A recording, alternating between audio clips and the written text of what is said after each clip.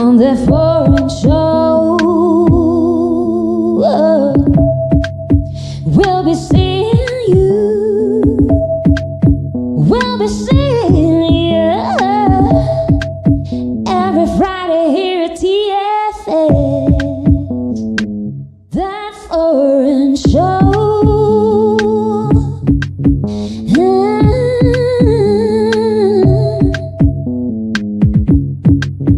We'll be seeing you on that foreign show.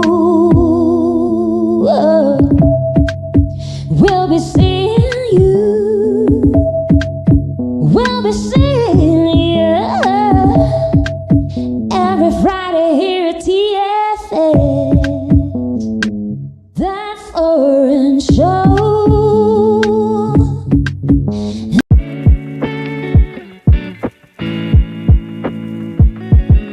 Las opiniones expresadas en este programa son responsabilidad exclusiva de quienes las emiten y no representan necesariamente el pensamiento o alguna posición oficial de este medio de comunicación.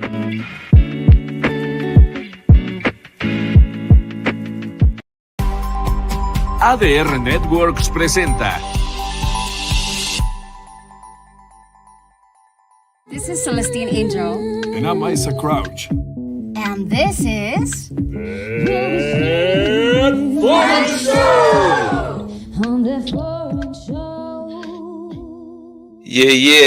Yes. What it do, ladies and gentlemen, boys and girls? Welcome to That Foreign Show. I'm Isaac Rakesh. It's Friday, 3 p.m. I'm here on ADR Networks, activating your senses. Welcome to the show. Welcome to the show. All right, we're going to kick things off today right now with the Insider segment. And I want to tell you guys a bit about what we have been doing over the weekend. Right, over the weekend, Celestine and myself, right, we went for the movie screening of The Day the Earth Blew Up, which is a Warner Brothers production. All right. Now we're going to put something up on there for you guys to take a look at. Now, it was a real fun movie, right? You got Daffy Duck, The Day the Earth Blew Up, right there. Yeah, that's Celestine. Looney Tunes, right? It's a Looney Tunes movie, and we went to see the people. It was kind of like a private screening thing that they did at Cinepolis, which was really cool. And that right there is Sebastian Lapour, right? And he is the voice actor. He is actually Daffy Duck, right? Now, Sebastian, we are going to try and get him on the show to be a guest in one of the upcoming episodes. He is also the voice of Darth Vader and a whole bunch of other characters. Like, he plays a lot of characters on The Simpsons, right? He one of the Simpsons I can remember. He's actually Homer's dad, right? That's one of the characters that he plays. And another one, if I remember correctly, let me just take a look at the poster right here. Yep, he plays the the Scottish school attendant, the dude that cleans up the school, Bart school, right? The red hat dude, right? So he plays him. He plays Snape as well. I'm looking at the poster right now.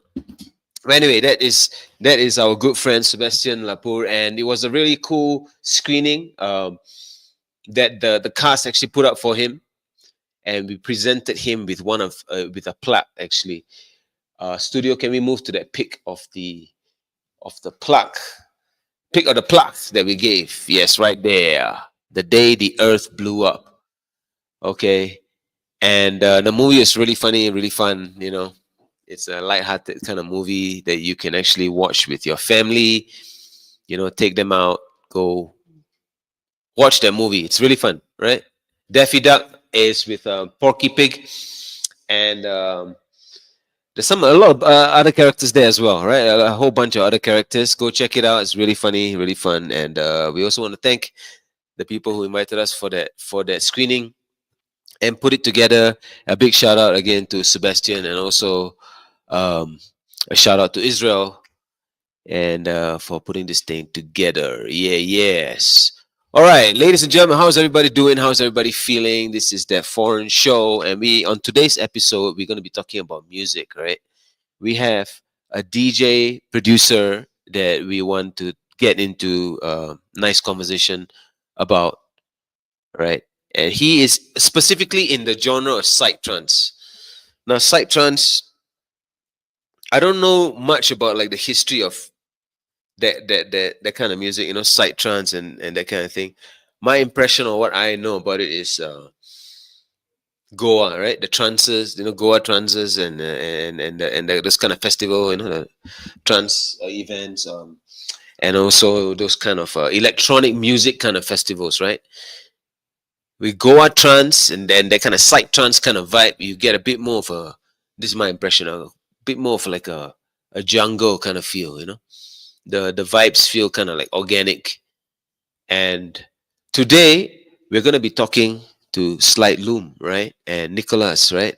He is actually from Italy, right? And he's kind of based in Mexico City right now with his family. And he is a traveling DJ producer that travels the world playing shows, right? So we're gonna chop it up with him in a bit. And what we're gonna do right now, before we wait for our guest to come back on, is we're gonna take a short commercial break. All right, we're gonna take a short commercial break, and we're gonna come back and I'm gonna continue telling you guys a bit about what we have going on for you here today. Peace. We are going to a break and we'll be right back. Stay tuned. On the foreign show.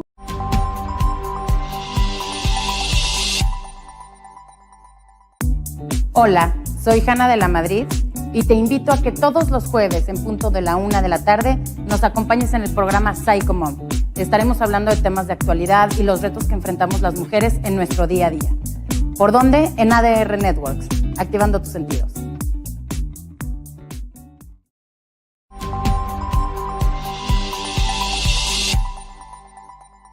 Hola, yo soy Alicia Rábago y te invito a que todos los viernes a las 9 de la mañana no te pierdas Acompañándonos. Es un programa que tiene temas de salud, de educación, de bienestar, de crecimiento personal, de estar y compartir. Son programas de interés para ti, para mí y para todos. Así que te espero los viernes 9 a.m. en Acompañándonos.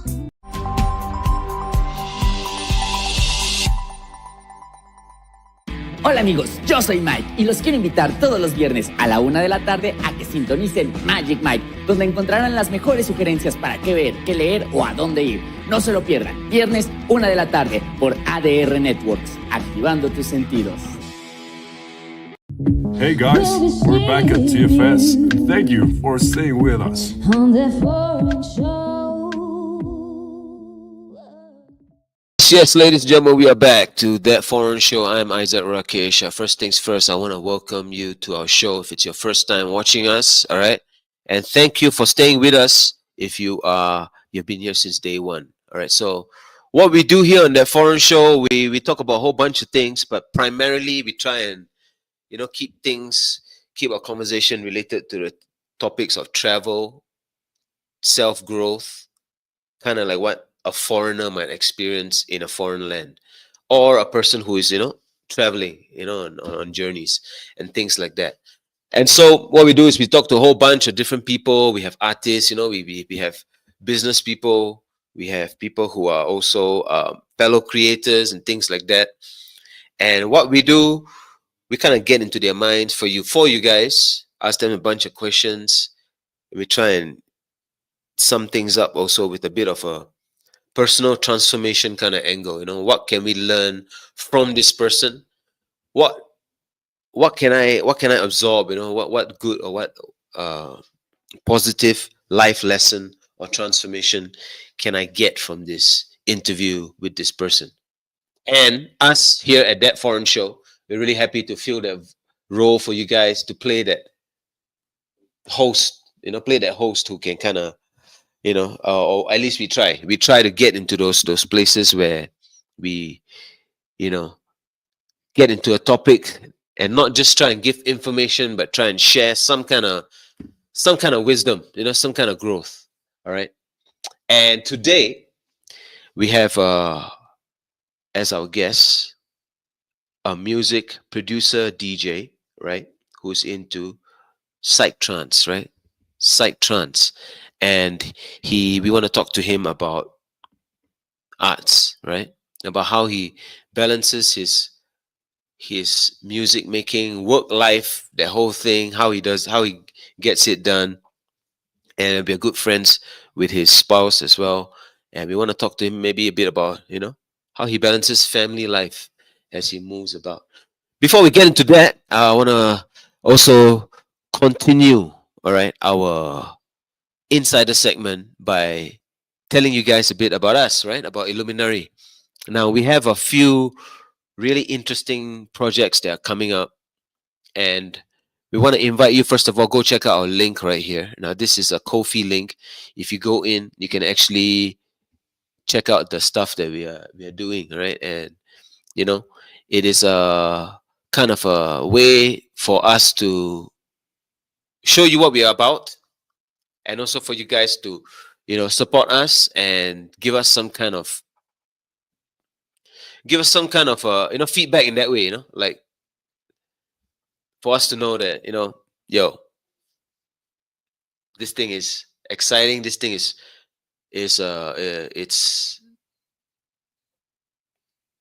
it's paving the way for us to kind of connect with what it is that we're trying to do. And one of the things that we are trying to do is we're putting together a very special visual that's based off of our previously released single, I'm the Money, and our upcoming single, that's Honor. All right, so we got with these two music video ideas, these concepts, we kind of link them together, and we have a visual short film that we want to actually put together and produce and release for you guys. So that's one of the projects that we have on there. Now, not to mention also we have our live shows that we got going on, and we have really big and interesting one that's happening also next month, as well as our honor release party, right? That is going to be kind of a honor the release of that single Honor, and we're going to be doing that in a very special location, also here in the city, right? So now, guys, if you want to go check us out, and you go check out the Ko-fi link. We are very appreciative to our fans and to people who actually come in and show us support. We are, and someone gives us some kind of compliment or some kind of feedback, saying something, anything about our music or our art, right? That really means a lot to us, and I think I can speak on behalf of us, our team, Illuminary, and when I say that we are really appreciative of that, and a big thank you very much to everybody who has supported us and who is a part of our journey. Now, and since we host, myself, Isaac, and Celestine, right? Since we host that foreign show together, right? It's a kind of like almost like an Illuminary host the podcast kind of thing, right? And so because of that, this project as well, that foreign show, is kind of become like an extension of our art, I would say, also, or the things that we're doing, the people that we touch, and the interesting things that kind of happen when we kind of interact or talk to people. This is what gives us kind of juice, to keep going when we talk to people, interact with people, and have that kind of those kind of exchanges, and feedback, inspiration, kind of like today, right? Now today we're gonna be talking to, all right, an Italian Psytrance producer, and he goes by the moniker Slide Loom, right? And Nicolas is his name, okay? And he's gonna be sharing with us his experience as, touring the world, playing at festivals. I've seen some of the videos where he's played at these festivals, and they look really interesting. Kind of like what you imagine when you think of a psytrance or trance kind of festival, right? And also we want to chop it up with him a little bit about that whole balance, music life, work life, that whole balance, and how he does it. And also we want to talk a bit about music, right? That's something that I wanna get into with him, about also about his roots, about his inspiration, you know, and what kind of led him down this path of music and also traveling, right? He's from Italy, but he's in Mexico City now. So we're going to get into all of that. All right, so studio, is he backstage right now? If he is, let him slide on into the main room. Yeah.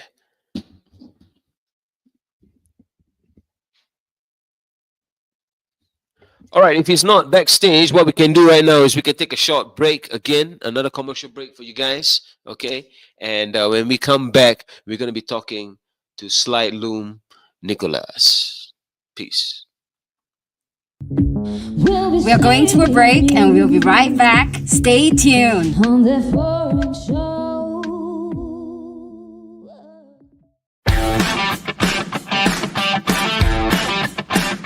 Estás escuchando ADR Networks.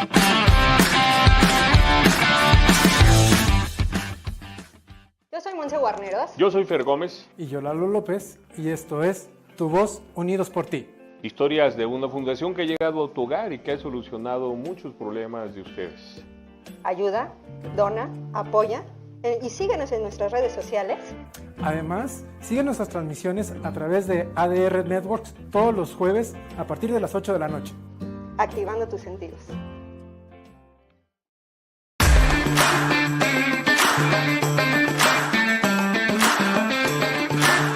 ADR Networks, activando tus sentidos. Amigos, queremos invitarlos a que no se pierdan La Casa del Pelotero todos los jueves de 7 a 8 de la noche a través de ADR Networks. ¡Activando tus sentidos! Hey guys, we're back at TFS. Thank you for staying with us. On the foreign show. Yes, ladies and gentlemen, welcome back to the show, and our guest is here. Let's get this thing going. Hey, how's it what going? What up, brother? How are you, brother? Welcome to the show. Welcome to the show. Thank you so much for having me. Slide Loom. Thank you. How is it going, brother? How is it going? How are you? Good. Can you hear me good? Yes, I can hear you. Can you hear me? Yeah, perfect. Okay. So, bro, why don't we kick things off by telling us about this name, Slide Loom? Where is the inspiration for that? So Slide Loom basically came up like around 2015, more or less, as an official project. The thing is that Slide was more like a sort of nickname that my friends gave me during the high school. So back in the days, like 2010, 2005 already. So yeah, really, really little, I was like a child, so was really old. And then Loom came up after, and from there I came up with the projects. So it's related to the music somehow, yes, because that was the kind of like the feeling I got when I see that. Yeah. It's basically Slide gave me a sort of feeling of like sliding between the moments of life. That's kind of meaning, right? And Loom was more about the one who has, who ties the wires of his existence, something like that. So this is the meaning of the two projects. And then I started creating them around 2015, 16, as I was telling you. And no, that's what I was thinking, that loom, right? That because when you have this weaving kind of machine, and they have this thing called the loom, right? I believe. Yeah. But that's really interesting. Okay, right. So we're gonna get into this whole thing, and I want you to maybe we can kick things off by telling us a bit about your history. How you got into music, right? And how you got into Psytrance, and how you maybe got into producing. Yeah. So as many of my colleagues says as well, is everybody had a similar experience about this kind of thing. So we went to a party with some friends, and then I said, okay, this kind of music is really nice, and I was enjoying a lot this kind of rolling bass and this really psychedelic kind of spectrum, between the sounds that the track has. And I was like, man, I'm a musician first because I'm a guitarist before being a producer, and I said I want to produce my own stuff. So the idea was basically, to mix my roots that comes from blues, jazz, pop, rock, whatever, with Psytrance. So that's how I started basically producing. How do you define a Psytrance for people who maybe they're not sure? You mentioned rolling bass, right? Is that one of the? So basically the rolling bass of Psytrance is divided normally, like default, in two ways. There is a sort of triplets kind of bass, which is the one that comes from the blues, which is taka taka taka taka, this kind of stuff. And the normal one is 1/16th, so is the normal rolling that goes among many of the Psytrance tracks. So these are the two main ones. Okay, and what about the whole thing? Like, how is it like? Like electronic music, right? You have your kind of like what you hear in the clubs, but then with Psytrance or with jungle or this kind of genres, it's more of a kind of a, the people there, they are more into like, I don't know, they are more into the earth, on the environment, spirituality, eating right, being in balance with your body, with your chakras, all these kind of things. Yes. And so, like, I mean, like, maybe you can. Well, what do you feel about this? Like, there's this two different kinds of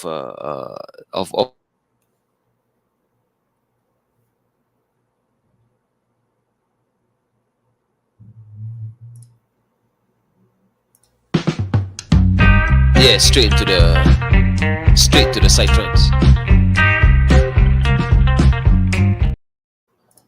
Oh, we got disconnected there. Can you hear me? Yeah, I was connected. No interruptions for me. Okay, so you heard my question? You were talking about I don't remember now exactly because I was focusing on the interruption. Oh no, mainly maybe you can tell us a bit about your history of music. Like you mentioned guitar. You started from guitar, and then my question actually was about, did you also get involved in like electronic music, that is strict electronic music, and then you move to Psytrance? Or basically the let's say the transition between the musical kind of part of my life with bands and everything to being a full producer full time, and now I do it as a job. So became basically it was really smooth kind of transition. It was not immediate, like was not something that came and then went immediately, because of course I said to myself, I should never abandon guitar, playing in a band, analog music, organic music. And what I basically did, I did a really slow transition between one part to the other, and I brought all my culture with me, and I transformed that after while I was producing, and started to produce, the first things. And I remember you were talking about the spirituality, the connection with the earth, and this and that, about this kind of genre, right? So that's another thing actually I like from Psytrance. That is this kind of music really, that is like, how can I explain it? It's really connected with the earth kind of vibe, because with his rhythm reminds you a lot about the ancient culture where they used to play the drums as a sort of trance technique to get in trance, into the rituals as well. So also that stuff I really enjoyed a lot, and that's why I wanted to mix, to blend this kind of vibe with the the culture that I have, the background. Yeah, it's really interesting, the blend, and I think it's magic, like because it's so organic, right? The sounds. So when you hear it, especially when you hear it on such a big system, you really feel like, whoa, like, yeah, like what you say, like you feel a kind of a grounding kind of thing, And for you, how is this like when you get into music, or when you're doing music? It's like I'm sure it's more than just a hobby for you, right? It's like something like you feel you kind of use for as a spiritual kind of exercise, right? For you to kind of yeah, maybe you can tell us, like how what is it like for you? Yeah, absolutely. I mean, making music for me, but I think as well for everybody that is really into music, is a sort of finding yourself and express yourself at the best way you can, right? When we make music, basically we are just trying to find the right words or find the right music or find the right sounds or find the right rhythm to express a feeling, to express what we are living right now as well. So yeah, absolutely, when I do music, is sort of like liberating myself. That's what it is, basically. Yeah, I mean, I've seen I've come across quite a few quotes also recently about this topic, about how music is really, when you look at all of the arts that they are out there, you got your drawing, your painting, and everything, or dance and stuff, and music is really kind of like it's pretty high up there on the kind of communication, ability to communicate and ability to kind of share not just a message, but a kind of vibration or a feeling, Absolutely. And what about you? How is your process like, when you are in music mode, So my thought process or my emotional process or consciousness process, whatever it is, it's like not every time I'm on the flow. It's pretty normal. You cannot be on the flow 100% every time. Sometimes you have bad moments. Sometimes you have you're a bit disconnected because something happened. Something, right? But also, even if something happened, then after you come back stronger because you say, okay, from this experience I can manifest it into music, right? So let's say when I'm in flow, what I do basically when I start a track, I try to connect with what I want to say, what I want to express, and could be I start from an intro of some type.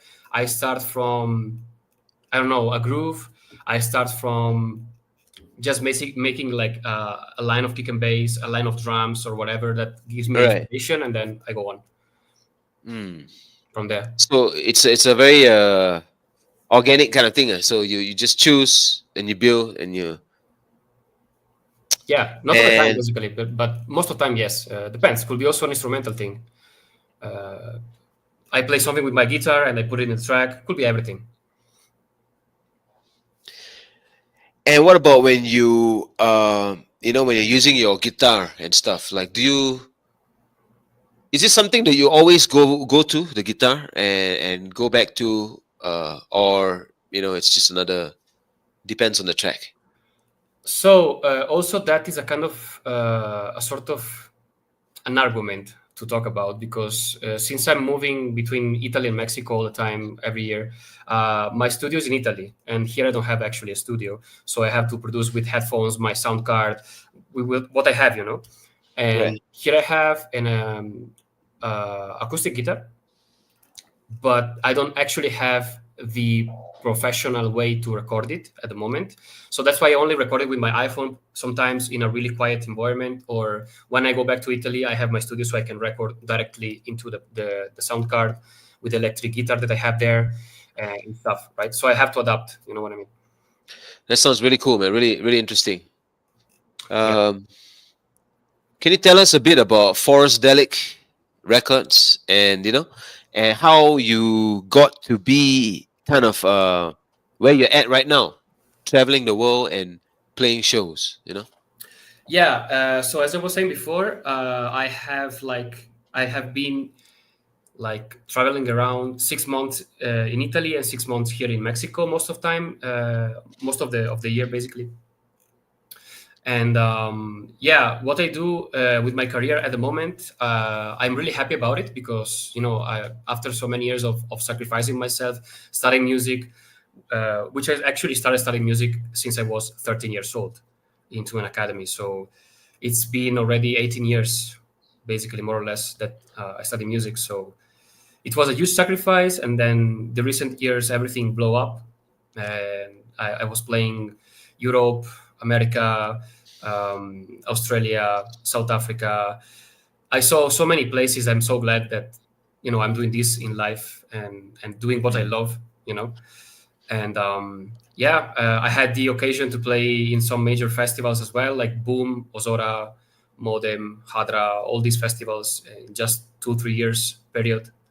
So I was really glad about that, and amazing.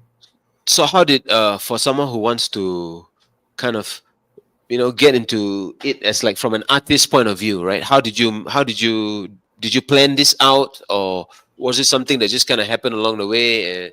And maybe you can share with us a bit about your process as an artist. So the growing of my career was related mainly, of course, to the music, because music speaks for itself, but also between making connections.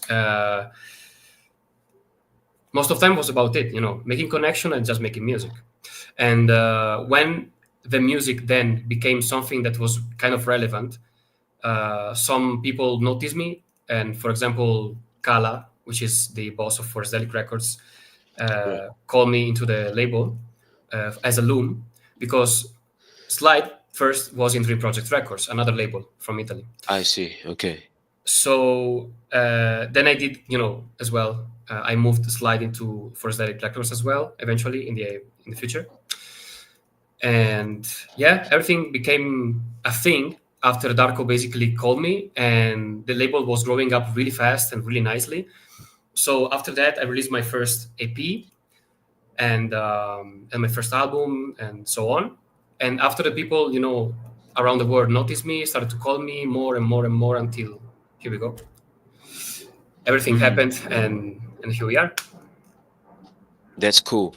And now you are kind of in a position where you are trying out some new things, right? You are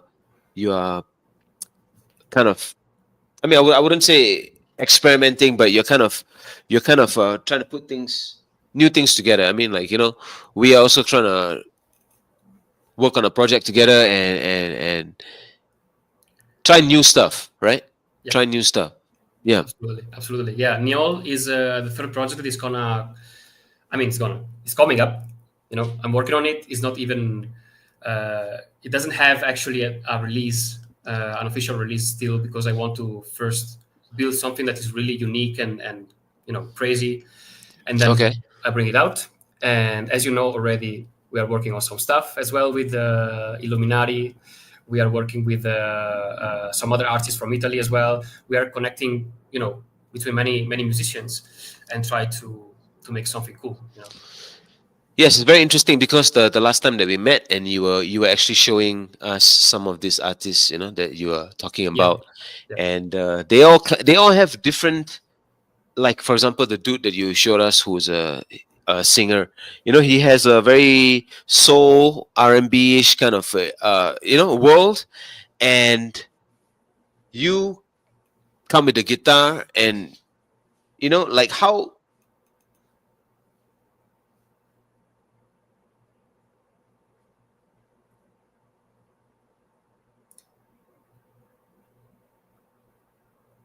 Hear me? Now, yeah. All right, cool. I don't know. Sometimes it's interrupting. I don't know why. Okay. Yeah, it just jumps in. Yeah. Yes. So you have all of these different elements, and they are very. I mean, it's very interesting. Very interesting that you the combination of these things and how you put these things together. Can you share with us maybe some of on tour, when you're on the road and when you're playing these shows, something memorable that has happened, something interesting from one of your shows? So you want more like a memory, right, of what happened? Oh, I lost your audio there for a second. So you want me to describe you like a sort of memory or something like that, right? Yes. Okay. So something that happened on that you can't forget, on one of your shows. I have like a top 3, let's say. All right, that's great. Let's do a top 3. All right. Let's do it. Maybe the first one was like, the top one was for sure at Boom Festival. when before playing, I was in the backstage with some other artists like Jam Street and Boom Shankar. Sorry, Boom Shankar.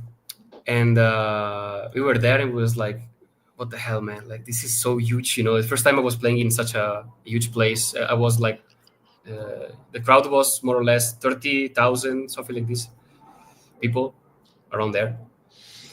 And it was my first time with such a huge dance floor, and it was a memorable moment because we were like behind the stage with some sort of like holes in the structure, because there is the decos, in every festival there is a deco, and in the stage there was like two big decos on the sides, and we were on the right sides, and we were looking everybody from there. It was like really like I got goosebumps and everything. That was for sure the top one. Okay.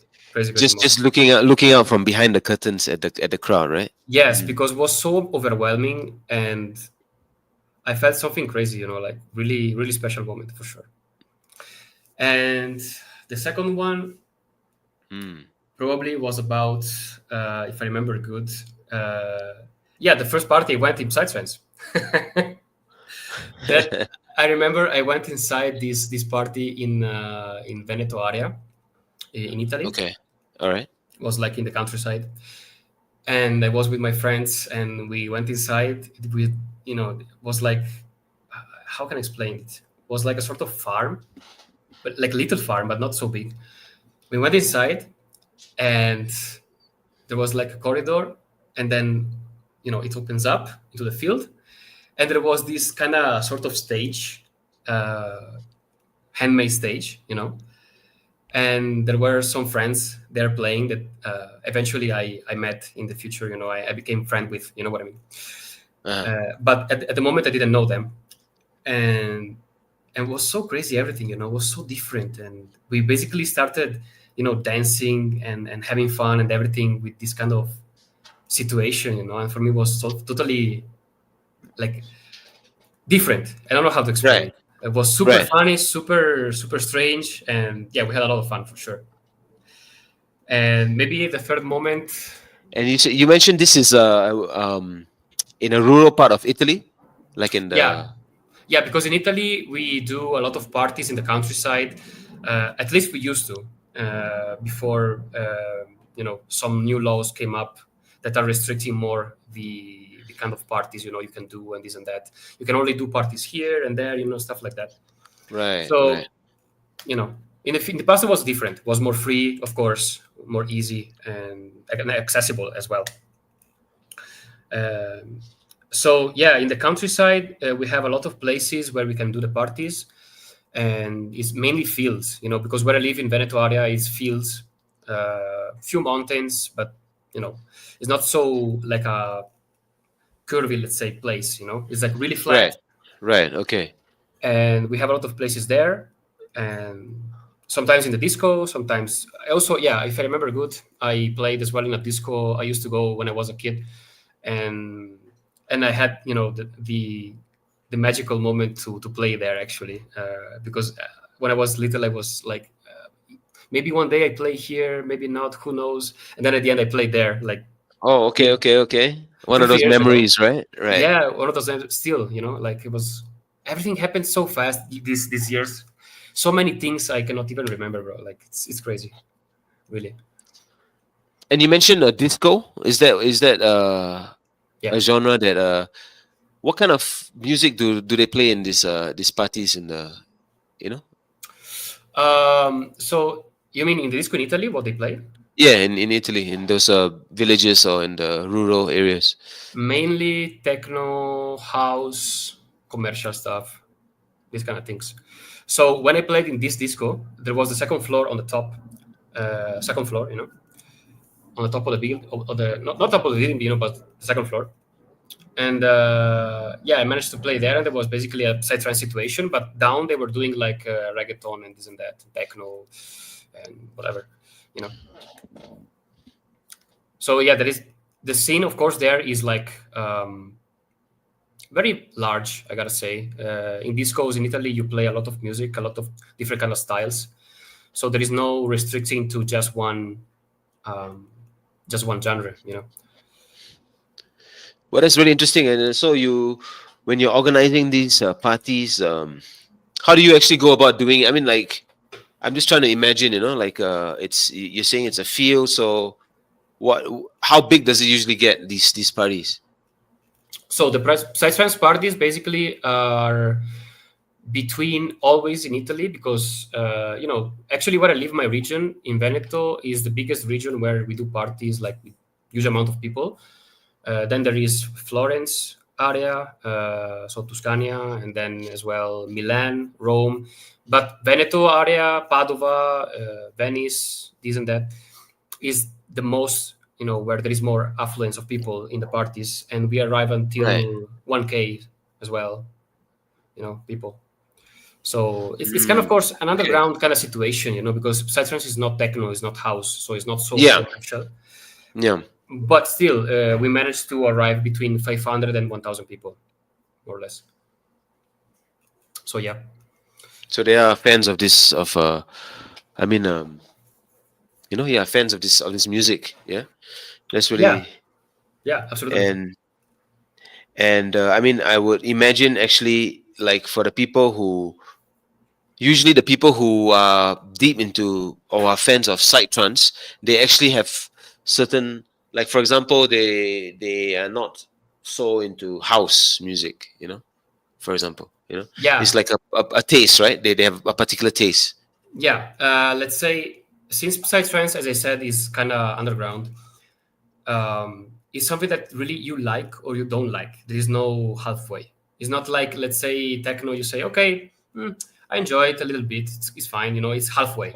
But in the underground scene, is like something that is really also the BPM is really high, you know. Sometimes it goes from 145 normal Psytrance, let's say, full on kind of subgenre, because there are many subgenres in Psytrance.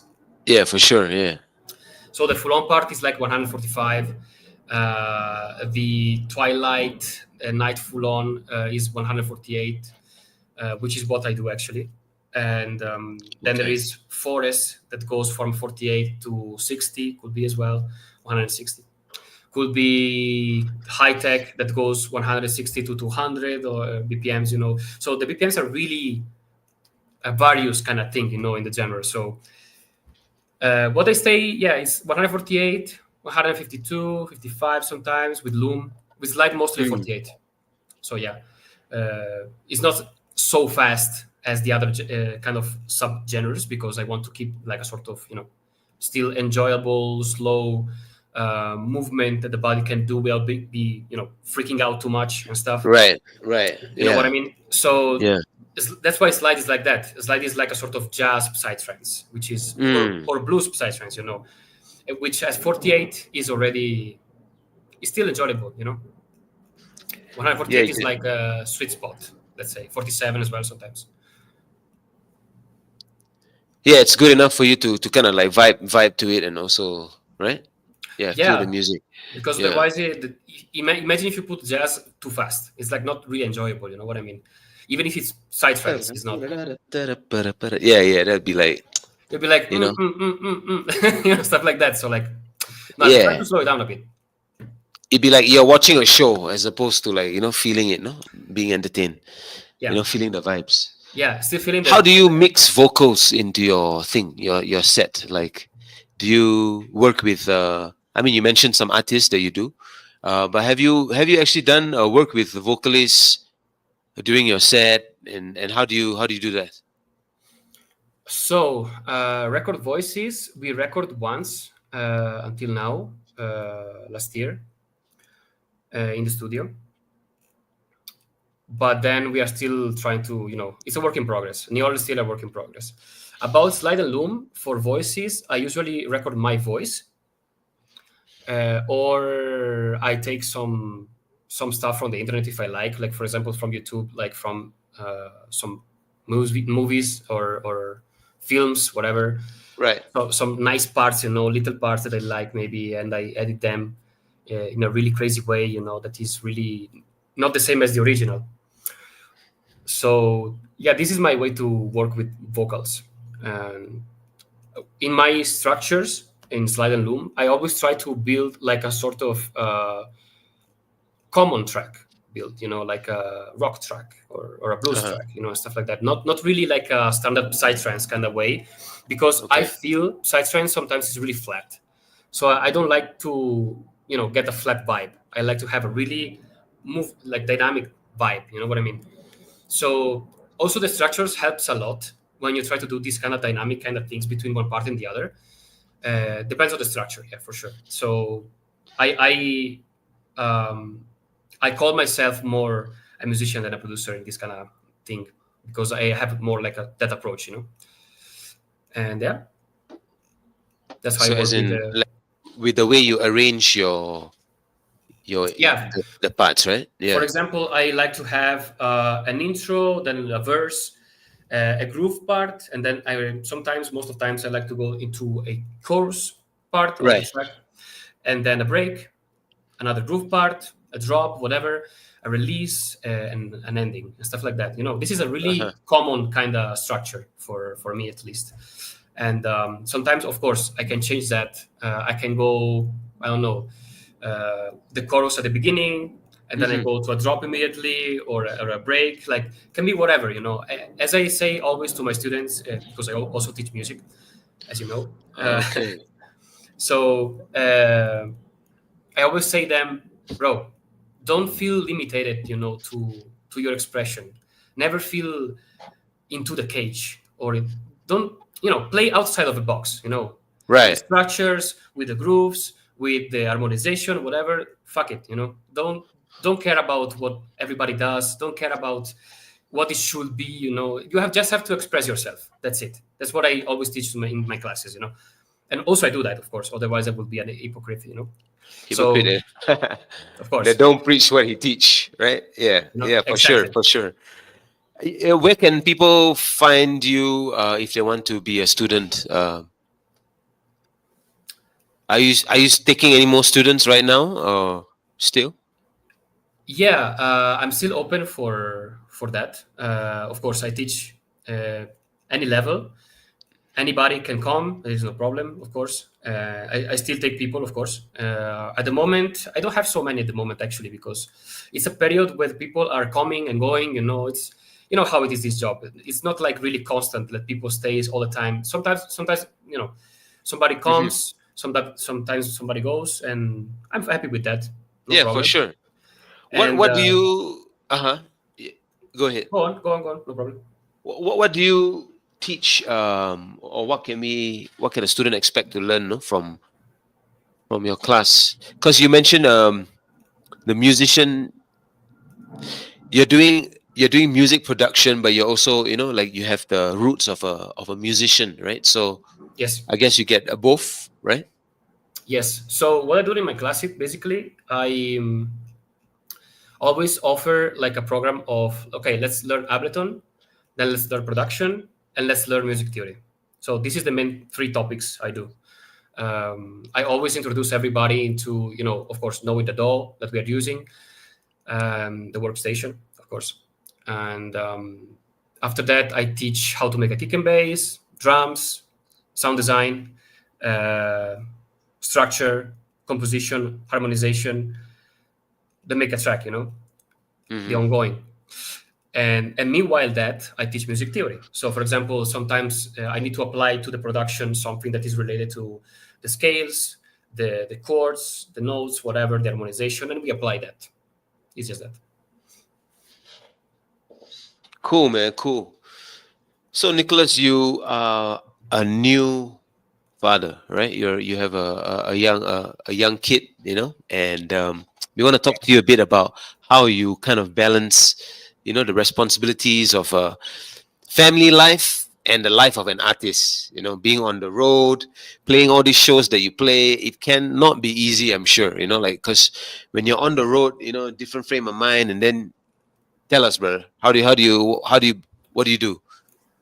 So this is really complex question, because being a father is not easy. It's amazing, of course, but it's not easy at all. As being a musician, it's like you don't have anymore the time you had before.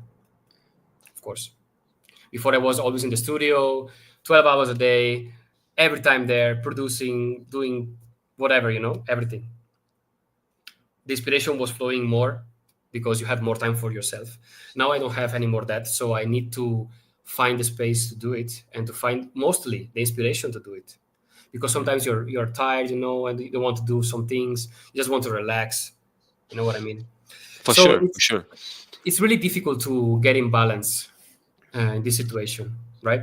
Mostly because, of course, I have to take care of the family. I have to do the classes. I have to produce the music to sell the tracks for the compilations, or maybe I have to make my own album, which I didn't even have time in the recent time. In the last year, 2 years, I didn't have time. Right. Of course, I released my last album that was like 2 years ago, but then after that, nothing. All the tracks I have to work on are for the compilations. I don't have time to keep nothing for myself because I need to work, of course, as well. Being a self-producer, about selling my own tracks, not only working with the label, of course, because people also work with the label in a certain way, sometimes that are not the same. Like, for example, in my case, with Forestatic Records, we are free to also work with other labels. That's what I mean, selling the track to other labels, because sometimes they call me, they want a track, I sell the track, like many other producer does, of course, and this is really common. And as I was telling you, sometimes I don't even have the time to work on my album, because all the tracks I'm doing, that my inspiration, the momentaneous inspiration, goes there. I don't have the time to do the other stuff. You know what I mean? So it's really complicated to get in balance with what I have to do, how to manage everything, and also going out to play. Playing in America or playing in Europe, go there, take 12 hours flight, and then come back. And stuff like that. Crazy, so different times for sure. Really kind of difficult times as well, because this year, of course, what I think is a year that is really complicated for many people. We are in 2025, Aquarius age is starting, for the ones who knows that, but anyway. Right. Little parenthesis. And it's you're really saying it's a complicated year, right? Yeah, 100%. Right. Maybe it's my worst year, let's say, in comparison with my whole career. This is the worst year in terms of complications. Right? Okay. Can you tell us more about that, and how you because sometimes, like, if it's like the worst, like you have a lot of things that you are. I mean, you mentioned there's so many things that you're actually kind of doing, right? And juggling, right? And yes. And how do you, like, for example, what is your daily routine like? Like, do you have some process to keep yourself in the zone, to keep yourself in the flow? So I mean, this is a really nice question, because this is something that is really related to being a musician as well. So, as you know as well, because you are also, inspiration can come from whatever catches you, right?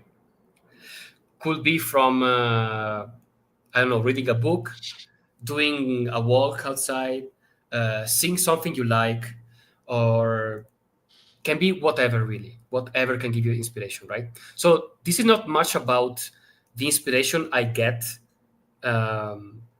for doing a routine.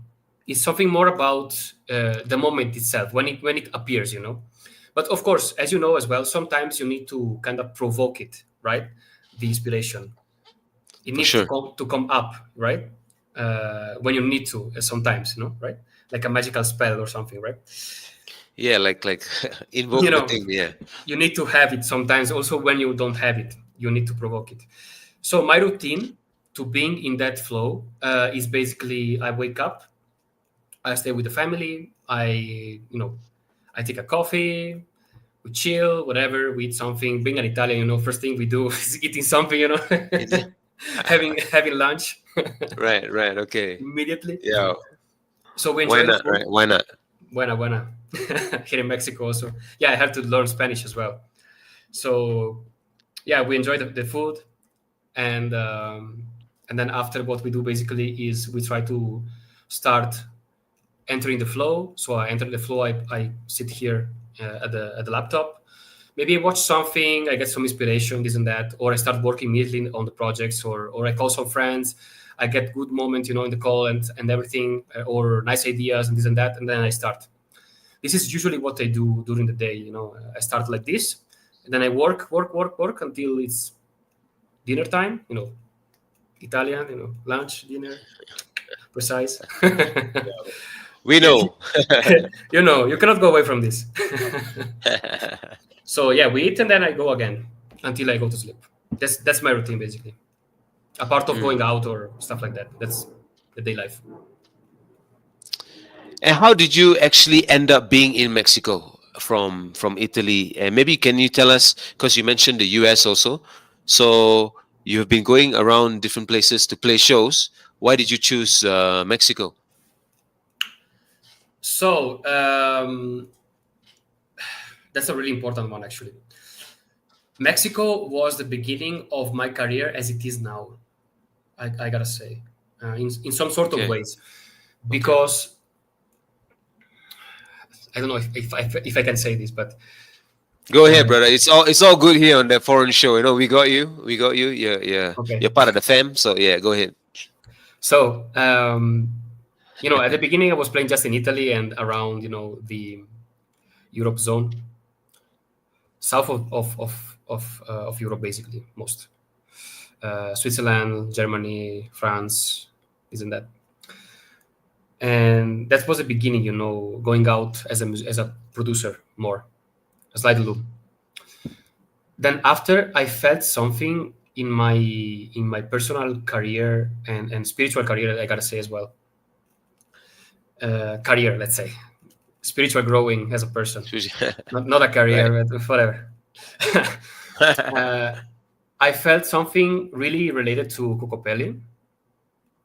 The Cocopelli is the ancient symbol from the Hopi tribe of North America.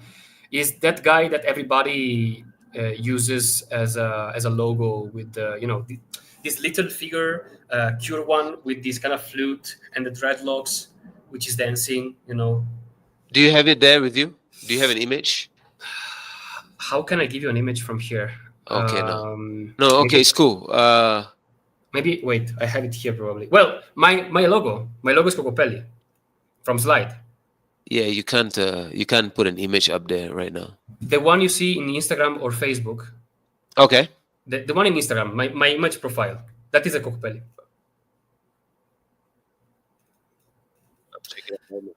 Okay. Maybe you can show. Maybe you're able to show it. It's a little bit, but yes. Maybe I have it here also in the phone, but whatever. So the Cocopelli is an ancient mythology figure that represents many things between fertility, music, happiness, whatever. Maybe we can see it. Also, there is an image. I see it here. Down in the feed, for sure, there is an image as well with the Cocopelli. Yeah, I see it, man. It's like it looks like some kind of flying thing, right? Yeah, in the image it is. So yeah. Yeah, people can see it. Yeah. That one.